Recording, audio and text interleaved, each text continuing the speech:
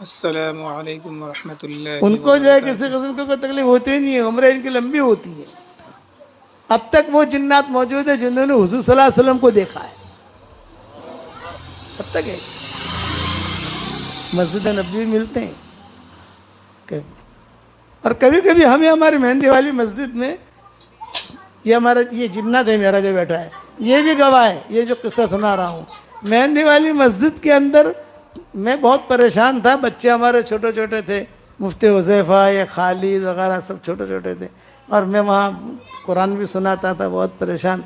मैं परेशानी मेरी ये कि यार घर वाले कहते थे कि ये ईद आ रही है, बच्चों के लिए कपड़े नहीं है ईद के, कुछ कहीं से सिलाओ, कुछ करो। मैंने कहा भी अब तो क्या 2 दिन तो रह गए ईद के, और जो है पैसे की भी कमी है, और कहाँ जाएंगे भी, चलो ऐसे कपड़ों में ईद कर लेना, ईद के बाद इंशाल्लाह सिला देंगे। तो एक आदमी आए मेरे पास, मौलाना बहुत परेशान हो। भाई परेशान किया, बच्चों के कपड़े सिलाने हैं, कपड़ा तो है, हदिया हदाया आते हैं कपड़े, वो तो है, लेकिन अब इतना जल्दी कौन सी मैं सीऊँगा, अरे तू कैसे सिएगा, मेरे इतने बच्चे हैं, फला फला फला फला फला। मौलाना फिक्र न करें, मैं इंशाल्लाह सी कर दूंगा आपको, कि मेरा वादा है। अब तक आता है, अब तक हमारे वहाँ अब तक हमारे तालीम में आता है। तो मैं साथियों को बताता नहीं, मैं बताऊंगा तो टेंशन हो जाएगा। एक बेचारा बीमार हो गया था, बहुत इसरार कर रहा था, मौलाना खाली हमारा मुसाफा कर रहा भी ना खोने। मैंने कहा देख तू 1 महीने तक बीमार रहेगा, अरे नहीं वो मजबूत छू। तो वो आया मेरे पास जोहर की नमाज में और कहा मौलाना खाली कपड़ा मुझे दे दो, कपड़ा नहीं है तो मैं ले आऊँगा कहीं से। तो तू लाएगा तो कहाँ से लाएगा, ये कहा मौलाना ले आऊँगा, कोई पैसा नहीं मेरे पास, पैसा है कोई मसला नहीं है, पैसा है मेरे पास। तो मेरे घर में मकाम छोड़ यानी करीब में रहते थे, मैंने मेरी बीवी को खबर भेजी कि जो भी कपड़ों के टुकड़े छुकड़े हैं भेजो, और बच्चों के नाप भेजो, बच्चे छोटे छोटे थे हमारे। मैंने ला के दे दिया, देख भाई आप ईद होनी चाहिए ठीक ठाक सीना, बेफिक्र रहो। जोहर में दिया और मगरिब में सबके कपड़े सी के ले आया, सबके सबके नाम लिखे हुए लिखे हुए। भाई तू, तो उसने कहा मैं कुछ कोई और मखलूक हूँ। अरे यार तू तो रोजाना मेरे बयान में आगे बैठता है। बोली इसीलिए तो कपड़े सिए मैंने, तो बयान में आगे बैठता था वो, तब भी आता है तालीम के अंदर, बस आकर मुसाफा करके चला जाता है। तो हमारे बम्बई में अबू आसिम आसमी है, नाम सुना होगा आपने, तो उसका भाई है नहीं, उसका भाई वो मेरे पास आया, इसके पास आया, हमारे जिन्नात के पास, ये करीब में रहते हैं ये लोग। उसने कहा मौलाना से कहो जिन्नात से मेरी मुलाकात करा दो।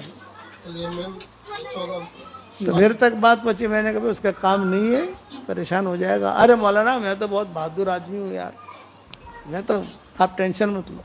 अच्छा मैंने कहा फला दिन ईशा की नमाज में मेहंदी वाली मस्जिद में आना, लोग जब मुसाफे के लिए खड़े होंगे ना, तो तू मेरे पास खाली खड़ा हो जाना। जब वो जिन्नात आएगा तो मैं कहूँगा कल भाई ये हमारे अबू आसिम के भाई हैं, ये मुसाफा कर ले इनसे, इतना मैं कहूँगा तो समझ जाना वो जिन्नात है। हाँ हाँ ठीक है ठीक है। अब वो आया, उसके साथ पुलिस वाले भी, बड़े लोगों जैसे होते सिक्योरिटी, ये वो सब आया। लोगों ने समझा पता नहीं क्यों आया है, क्या है क्या नहीं। खैर अब मैंने तालीम कर ली। मेहंदी वाली मस्जिद में हमारी है तो साहबे की तालीम होती है थोड़ी देर, 10 मिनट 15 मिनट। तो हम तालीम करके फारुक हुए तो लोग मुसाफे के लिए खड़े हुए। जवानी का ज़माना था तो हम मुसाफे भी कर लेते थे, अब बुढ़ापे में मुसाफा करना मुश्किल हो गया। क्या मुसाफा करे लोगों से, मुसाफा करते करते मेरे घुटने पर मारते हैं। मैं खुद बीमार आदमी घुटने का, और ऐसे जोर से मारेंगे तो मैंने कहा भाई ये इससे अच्छा कभी मुसाफा ही न कर। मुसाफे के ये मेरे करीब खड़ा था वो अबू आसिम आजमी का भाई, पप्पू है, पप्पू पप्पू उसका नाम है, पप्पू नाम तो कुछ और है लेकिन वो इशरत कहती है शायद पप्पू है, जो है शालीमार वाले का ये रिश्तेदार है, भाई है उसका या कोई भी अखर। वो आया तो जब वो लाइन लगी तो मैंने जो है भाई पप्पू भाई ये हमारे दोस्त हैं माशाल्लाह, बहुत अच्छे आदमी हैं, बहुत खिदमत करते हैं हमारी। बस वो जो मुसाफा किया फिर वो तो हिलने लगेंगे। तो मैंने उनके पुलिस वालों से कहा ले जाओ उसे। 10 दिन तक बुखार रहा उसको। अब कभी कभी मिलने के लिए कहता है तो मैं कहता हूँ ये मेरे जिन्नत से मिल ले भाई, काफ़ी है। तो उससे मिलना है नहीं मिलना, ना मौलाना ना ना, हो गया, पूरी ज़िंदगी का बुखार मैंने कबूल कर लिया, अब नहीं अब नहीं अब नहीं। ये फितरी चीज़ है। तो जिन्नत में ताद्दी नहीं मिलेगी, कोई अस्पताल नहीं बनाएंगे, कोई किसी किस्म का जो है कोई दवाएं नहीं बनाएंगे, कोई रोड नहीं बनाएंगे। इंसानों को अल्लाह ने कहा वलक़द करमना बनी आदम, कि बनी आदम को हमने जो है उसको इज्जत दी है कि ये खूब जो है तरक्की करता है, हवाई जहाज बनाएगा, ये करेगा वो करेगा, लेकिन अहकामात दोनों के एक। रोज़ा हम रखेंगे, रोज़ा वो रखेंगे। जिन्नत हमें कहते हैं मौलाना इंसानों के लिए तो हज करना बहुत मुश्किल, हमारे लिए तो हज करना बहुत बहुत आसान, न तशरीह की ज़रूरत, न टिकट की ज़रूरत, न वीज़े की ज़रूरत। और हमारे लिए तशरीह वगैरह कितनी ज़रूरत पड़ती है, समझ गए कि नहीं? तो मैंने इस पर यह सुनाया कि जिन्नतों ने हुज़ूर सल्लल्लाहु अलैहि वसल्लम का बहुत साथ दिया, और मुसलमान भी होते गए, मुसलमान भी होते गए, मुसलमान भी होते गए, मुसलमान भी होते गए। और अलबत्ता किसी काफिले में हुजूर ने लिया हो, ये मुझे रिवायतें नहीं मिली। ये जमात बनाते हैं ना, भाई हमारी जमात जा रही है बदर की तरफ, तुम भी चलो, तुम भी चलो, तुम भी चलो, तुम भी चलो, ये नहीं।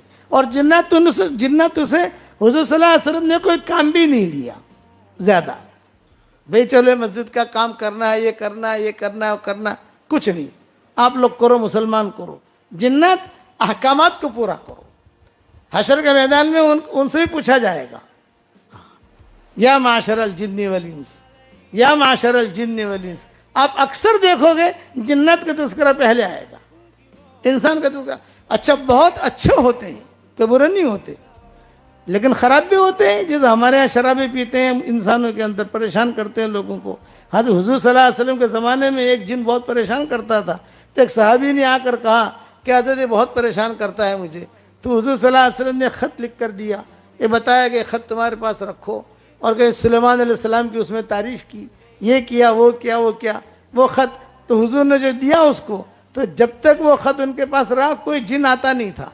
वो ख़त का मैंने बना भी दिया, ये जो है ना हमारा ख़त, जो हमारी 26 सूरतें जो छपी हैं, उसके आखिर के अंदर वो ख़त है, जिन्नतों के नाम हुज़ूर सल्लल्लाहु अलैहि वसल्लम ने लिखा था।